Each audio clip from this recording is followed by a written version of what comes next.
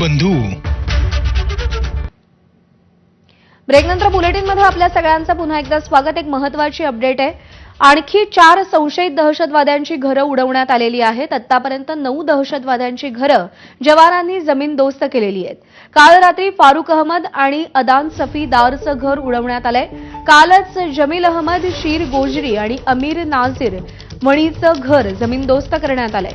संशयित दहशतवाद्यांविरुद्ध स्थानिक प्रशासनानं ही धडक कारवाई सुरू केली आहे। 4ही दहशतवादी लष्कर-ए-तोयबासाठी काम करतायत। दहशतवाद्याच्या सहभागाचा ठोस संशय दिसताच घर जमीनदोस्त केलं जात आहे।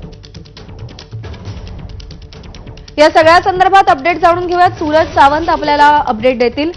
सूरज, आज कोणत्या 4 दहशतवाद्यांची घरं जमीनदोस्त करण्यात आलेली आहेत? कारवाई कशी झाली?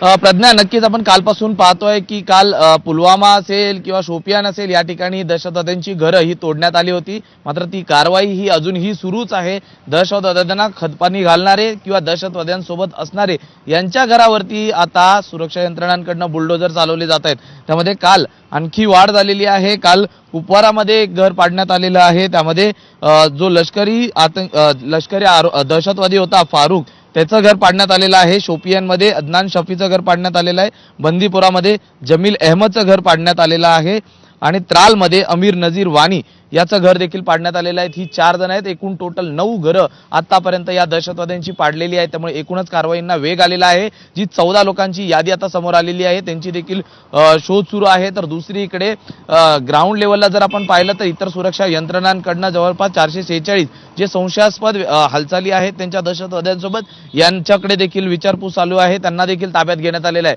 त्यामुळे एकूणच पहलगामच्या या हल्ल्यानंतर आता कारवाईला कुठेतरी वेग आल्याचं पाहायला मिळतंय। त्याचबरोबर ती ज्या पद्धतीने अशा घटना घडतील किंवा अशा घटनांना सहकार्य केलं जाईल त्यांना देखील तितकाच त्रास भोगावा लागेल आणि त्यांना देखील सोडलं जाणार नाही, हा एक मेसेज देण्याचा प्रयत्न हा त्या ठिकाणी केला जातोय। ज्या पद्धतीने दहशतवादींकडनं पहलगाममधील 27 जणांना ठार करण्यात आलं, त्यांचा मृत्यू करण्यात आलं, त्यांची घरं उद्ध्वस्त झाली, तर यांची घरं तरी का ठेवायची असा एक प्रश्न आहे आणि त्यामुळेच या सगळ्या घरांवरती आता बुलडोजर चालवले जात आहेत।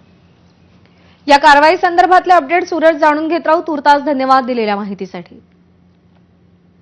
दरम्यान काल 5